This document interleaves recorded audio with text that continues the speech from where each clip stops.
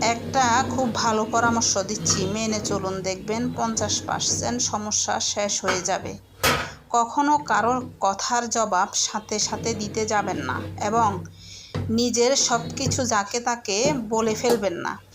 চুপ থাকবেন প্রয়োজনে এবং চুপ থাকবেন যখন আপনি কনফিউজড, উত্তর খুঁজছেন তখন চুপ থাকবেন। একটা ভালো উত্তরের অপেক্ষায়, মানে মাথায় কিছু এসে উপস্থিত হবার আগ পর্যন্ত। চুপ থাকবেন মানুষ বুঝে কথার তীর ছাড়ার আগে।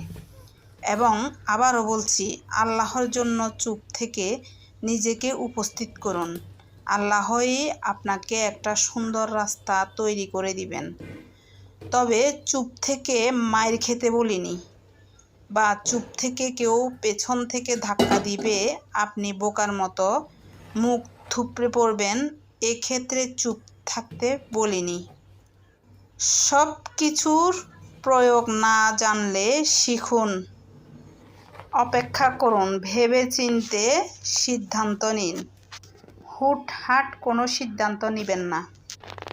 মন গড়া গোঁড়ামি ও অল্প জ্ঞান নিয়ে যে কোনো থিওরি দাঁড় করিয়ে লাভ দিবেন না।